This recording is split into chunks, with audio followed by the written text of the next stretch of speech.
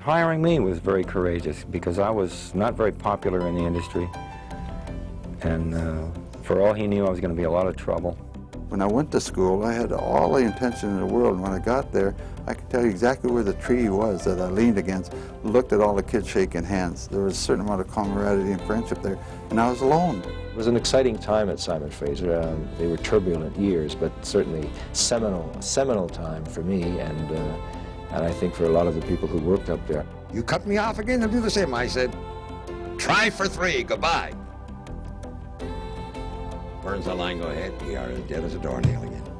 But I mean, those moments on stage that are great far outweigh the moments that stink. There are some things which we all begin to appreciate more as time goes by, and good conversation is definitely one. Hello, I'm George Orr. In 1988 through 1990, a television series called Conversation interviewed more than 100 high-profile individuals in the arts, business, politics, sports, and the media. Conversation Snapshots will provide you glimpses into these original programs with the hope of entertaining you, as well as treating you to some of the more revealing moments from these interviews.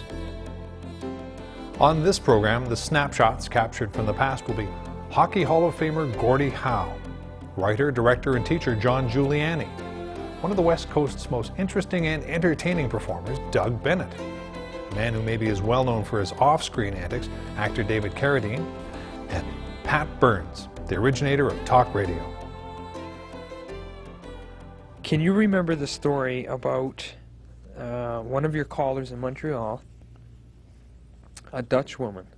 This is what I found in the clipping file, who called you up and was warning you about little men from space.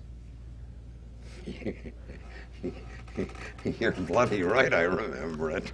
Could you tell me that story? I think this was perhaps the most unusual, and I'll give you the story without any exaggeration at all, just as it happened. Yes, she was a frequent caller, and I used to let her on. She was great on this Little Green Men from Mars, as I call them. She didn't used to call them that. I used to call them Little Green Men from Mars. She used to see them on St. Catherine Street. Well, how did she know? She could tell by their eyes. And she had met them in Eaton's and so on and so forth. And I thought that clearly the lady is a little out of her tree, you know, but I used to have her on for comedy relief, if you know what I mean. Right. I let her on, get away from the heavy stuff, and I used to kid her and prod her and bring her on, you know, make more and more outrageous statements, which she did, you know. And I did this merely for comedy relief for the rest of the listeners, you see. Well, this particular night she called up, and I can tell you the time was about 15, 17 minutes after 5 o'clock in the evening. And that's a heavy time in radio. It's what's called drive time, between 4 and 6 when people are in their cars. Big audience build up. Correspondingly, your commercial load is that much heavier, and the price is a little higher, you know. Right. And she got on, and I said, oh, you. I said, and I was way behind in commercials. That was the problem. And I said, no, I'm sorry. Look, I can't let you talk about your little green men now. I'm far too busy, and I'm behind in commercials and everything. I can't let you do it. She screamed, if you cut me off, they'll cut you off. I said, doll, it's all very well for you to say that. Tell me tomorrow why they didn't. I'm going to cut you off. Goodbye. Next call, Burns that line, go ahead. And we are as dead as a doornail. And we stayed dead. Now, normally a radio station is dead for about 2-3 minutes is a long period of time because the transmitter kicks in a secondary, which usually has music, to at least let you know the station's on there. We couldn't get a peep out of it, nothing, for over 6 hours. Over 6 hours. So all the next day, of course, we blew all that commercial.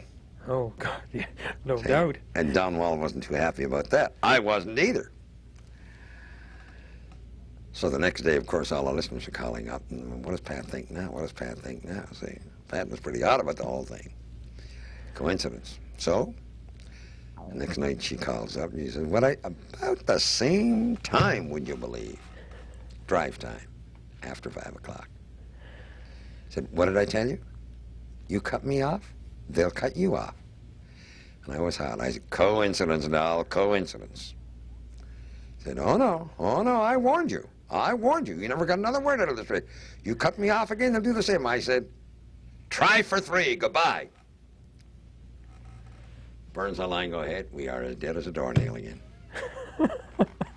This time, fortunately, it wasn't 6 hours, but it was a half hour. Right. And just over a half hour, 30, 35 minutes. Don Wall came roaring into the studio and said, what the hell are you doing? I said, Don, I don't know how she's doing it, or if she's doing it. How do I know? You know? Well, the third night came. Well, the phones the next day were just, and even that night, what did Pat think now? What did Pat think now? Pat doesn't know what the hell to think. The next night, cunningly, she gets on him at the same time. I said, Doll, I'm not going for 3. You want to talk about your little green men from Mars? You go right ahead and talk about them. I won't cut you. I'll give you as much time as you want. No, I don't want to talk about them. I just want to let you know. Anytime you cut me off, and I do want to talk, they'll cut you off. I said, Doll, I'm not going to cut you off. You just go right ahead and talk. I said, no, I don't want to talk. Goodbye.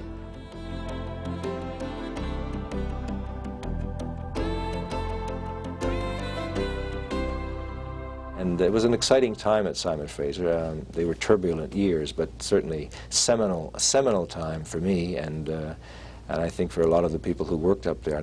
I think there's, you talked about a movie, there's certainly a movie in that whole period of time which hasn't actually been made yet. You were part of those turbulent times, obviously, with the position you took.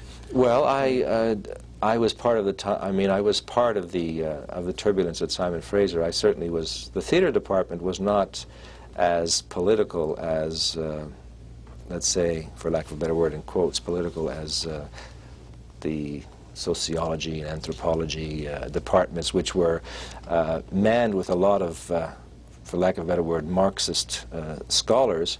And that was no secret. I mean, these eminent people had been brought up to Simon Fraser because Simon Fraser wanted a reputation, and they certainly got it with these people because they were really top of the line anthropologists, sociologists, etc.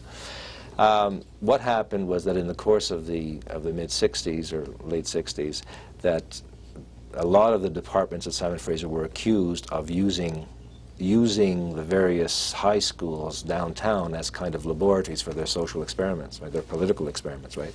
So you'd go downtown and you'd whip up the students in some secondary school to sort of challenge and, you know, ask questions and don't accept authority and question authority and so forth, which was very much a badge, or, you know, a sign of the times, wasn't it? And so the theater, in a funny kind of a way, took a much more reactionary position. We did very exciting work, but it was exciting theatrical work. We didn't, for instance, in 1968, we did a production of Coriolanus, Shakespeare's Coriolanus, which was I suppose, for lack of a better word, a bizarre production. But the actual slant of the production was much less liberal than it should have been if we were kind of committed, leftists. Right. In other words, we slanted it to the right and made Coriolanus, with that play, it's possible to take that kind of a slant, and we did, just to show a balance, you know. In other words, what was happening in the community was one thing, what we were doing in the theater was the opposite. I never thought that the theater people were, although many of the students in the productions were involved in politics, the theater itself never took a political stance. I personally had my own feelings, and so did some of the students, but the mobility of the students was such that they would go from one class to the other. You didn't, I mean, they could have been members of the student society, and you'd be in the middle of a rehearsal and you find suddenly you lost people because they were sitting in the library, right? But you had no control over that kind of thing. It was just, that was the kind of place Simon Fraser was. It was quite free. You could go from one class to the other. If you wanted to take a film workshop, you didn't have to have a whole bunch of credentials. You just had to make sure you could guarantee that you wouldn't destroy the equipment, and somebody would say, here's an 8mm camera, here's a little film, go on out and do something, right? So that's a heady kind of opportunity, and I think Simon Fraser was premised on those kinds of things. When 2 or 3 years after they began, reaction set in, and suddenly doors were locked and people weren't allowed to do some of the things they'd done in the first few years, in the arts I'm talking about now, there was a resistance to that, and people just said, to hell with it, why can't we sit on the carpet? You know, why do we have to get up? We've always eaten our lunch here on the carpet. Suddenly there's ex-army guys walking around with rings of keys saying, off the carpet, please, off the carpet, please. So there was resistance that way, you know, a subtle resistance on a day-to-day level, which was exploding elsewhere on campus in a more political way, which led, of course, to the sit-in, which was the first in Canada in '68 and November, and beyond that into the RCMP coming up, blah, blah, blah. And my own personal situation, because I took a stand at that point, you know, saying that I was so disillusioned that I was going to resign. And they took the opportunity to say that I hadn't given a notice of resignation, but that I had resigned, which meant that, you know, then I dug in. I'm a very stubborn person, which my son, I'm glad to know, has inherited from me. Sometimes I'm glad to know that he's inherited. Other times I wish he hadn't, but no, I'm very stubborn. So what happened was that when they refused to acknowledge that what I had said was, this is a notice of resignation, I just said, all right. I stuck around for 6 months without pay, continued to do my work. And gradually this became a kind of a co-celebre, because there I was doing my work and I wasn't being paid, and my name was being taken off the door. My colleagues, when I was walking down, you know, the mall, would suddenly develop this penchant for studiously avoiding me, you know. My mail was rerouted to Montreal, that kind of stuff. And it was quite, in a way, it built a lot of strength in myself personally, because I knew what I was working with the students. I mean, the work continued to be good. I loved it. And so eventually all that was, you know, 6 months later, it got to the point where I guess management realized they'd blown it, they'd handled it badly and so forth. And then they had an injunction. I mean, Supreme Court injunction. Well, they had an injunction to get rid of me, and then there was eventually the judge eventually threw it out of court. But you know, that took a while. That, you know, you pay a price for that, because I think I mean, for a while it was difficult to get work.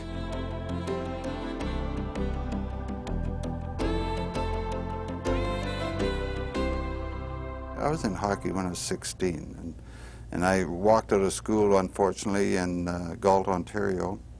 And I think that was the first mistake by management when they asked if I had anybody in reference, and I gave him the number to the men that was running a junior hockey club, and he said if he wants to work, let him work.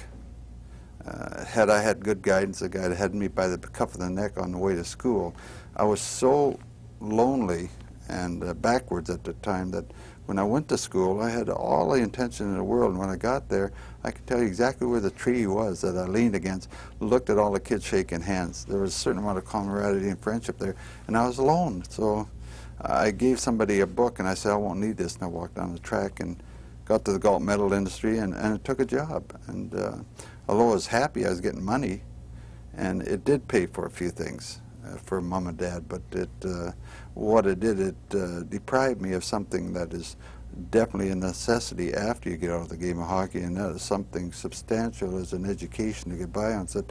So education as a hockey player, and last that many years ago, that is experiencing education. So I have no qualms about it, other than the fact I might have a little trouble spelling a few names. You described your play as rough and crazy. Now I'm curious, what is the difference? Well, it's roughness. You can bang people around. Even rough, you can be in conversation with somebody. For instance, some of the guys I respected and knew as boyhood idols, and especially in my early days, I'd yell, "Look out," and then I'd hit them. If I didn't like them, I'd yell out when I hit them. So it was dirtiness is the little extra. You can hit somebody, and I was accused of elbowing. This is no excuse, it's all gone by. But I have very sloped shoulders, so in order to avoid hitting my head all the time, I'd put my arm up in this manner and take the blow with the elbow, but at my chest level. And then at impact, it would fly out. The elbowing was done with anybody back here who was holding my stick or had it around his stick around my belly. I'd just pull his stick forward and give him a little shot. So he'd release it, and that way, if they get enough hits in the head, they would not use that particular tactic on me. And I always felt my stick was my tools, and somebody else put their hands on it. I didn't like that, and so I reacted accordingly. The crazy part came in after I was through in the NHL, some of it during, but after, when I joined Marty and Mark, if anyone hit one of the kids, I went a little crazy because I'd chase them all over the ice to let them know that nobody touched those boys. And I guess, in essence, I was taking a policeman's role where I didn't have to. Mark told me one night, Dad, he said, I've been trained to absorb a check up to about 240, but when you add your weight to it, he said, it kills me, so please, get the guy after the fact.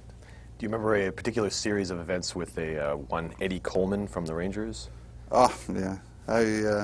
I warned Eddie one time. He used to, I'm pretty sure it's Coleman. I played 32 years with a lot of helmets. So. That's right. But I think Eddie used to spike me in the back of the leg when I was skating, and I'd come off, and there's no protection in the calf area, and I'd come off bleeding. And so I advised him that if he did it one more time, he was liable to eat a little lumber. And in doing so, Ted Lindsay and I broke away on a single defenseman. I threw the puck over to Ted. I felt this jab in the back of my leg twice. I just turned around and hit him right flush with the glove on and everything else. So it did the trick. It got rid of a dirty habit. So that's the crazy part. It's one of probably the most deliberate things I ever did in the game of hockey, but you can't say I didn't warn him. And that's, unfortunately, that's the way the game's being played. Any edge you can apply to your given tricks can result in a win. And I just took offense to it. But digging back there was, it could shorten a player's life, and I didn't like that. That's the only thing I knew.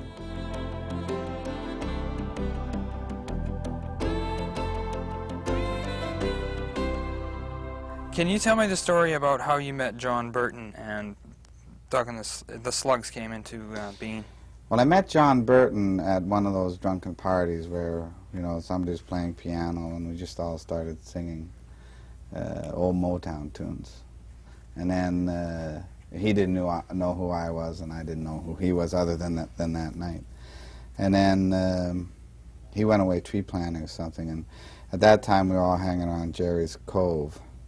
And one day I walked in there, and I had known the drummer for a bit, you know, just like a table pal, you know. And I said, look, I know you're a drummer and you're not working right now. Why don't you grab a bass player, and I've got these songs. And so, you know, Wally agreed to that. I bought the beer, and it sort of developed step by step from there, because Wally then phoned John and said, oh, there's this guy who's got some interesting songs. And then John came over, and surprise, surprise, here was this drunken fool he had met at a party months before. But it built from there.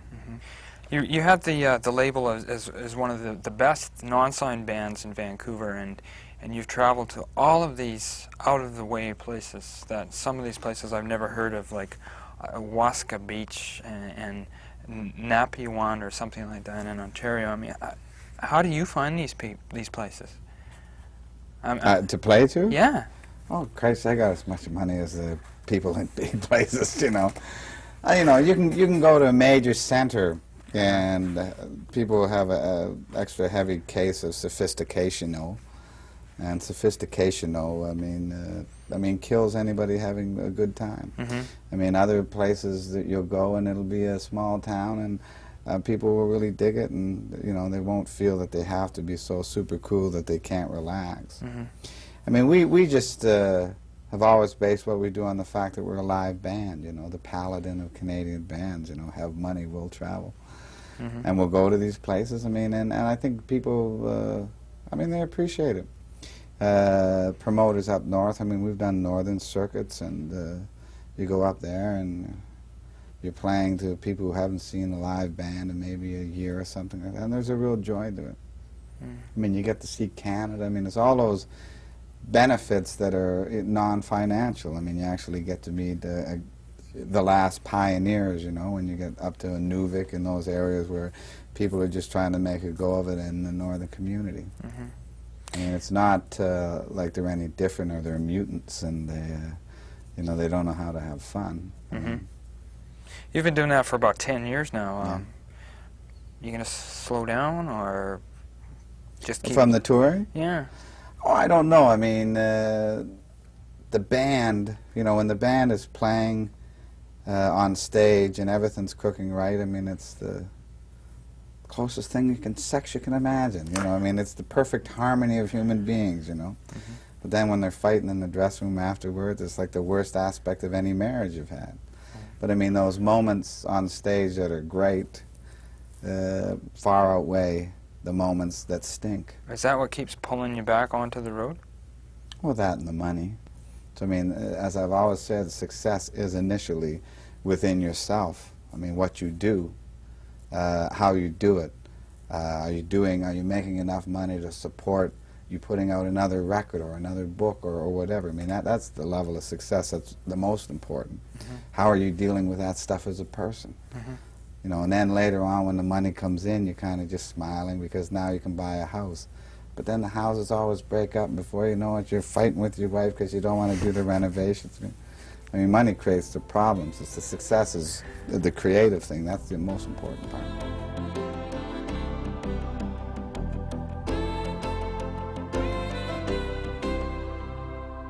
Many years ago, somebody asked me if I was going to do a TV series, what would I like it to be?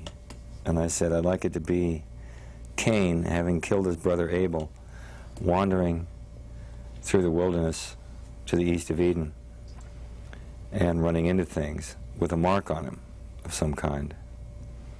It's the Bible, right? And the guy said, I'm talking about a commercial television series. I said, so am I. And then, kind of miraculously, because I can't say it was connected really. People weren't connected, but what I had asked for came to me. And I think the name Cain is there because, you know, he's the murderer.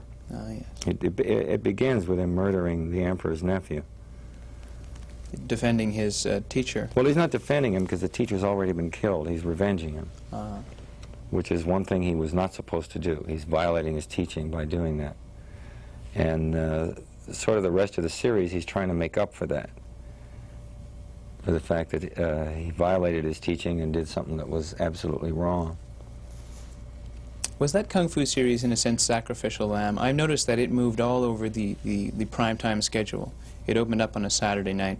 The next year it was on Thursday night. You were against shows like... Well, it's not really. Actually, it was on a Thursday night in the beginning. And then it began to move in the third year. And it wasn't exactly a sacrificial lamb. It was, they would put it in front of a show that was either in trouble or that was new, hoping that people would tune in to see Kung Fu and then stay to look at the other one. And they only actually started doing that after I told them that I was going to leave, because they knew that the show was going to die. And I had always thought I was going to leave after the third year. And they would never believe me. And then finally I made a big issue out of it halfway through the last season, and that's when they started moving it around. They were already taking liberties with the character by then. Were they looking for a successor to Cain? You had a cousin entering the picture for the first time the last year. Or was it a... Yeah, well, I was always looking for my brother. And we had a 5-parter in which I find my brother. And the first thing I find is my nephew, my brother's son. And he leads me to my brother. But no, I don't think they were looking for a successor. I think they knew the thing was a dead issue. And I don't think they had any idea how much of a thing they had a hold of either. You know, they didn't even bother to offer it into syndication for about 3 years. They just let it sit. Then they finally put a little ad in the Variety, I think. And suddenly it was being shown all over the world. But I really don't think anybody, even myself, had any idea how big a thing it was and how maybe eternal the things were. I would say Jerry Thorpe, who was the director-producer that hired me after seeing me in the play in New York. Yes. I'd say he knew. I don't know how he knew, but he knew to hire me. He knew it was going to work. He never had any doubts about it. And he would stand up to the network. They'd tell him they want to change it around somehow. And he'd say, well, you fire me then, because I'm not going to do it. And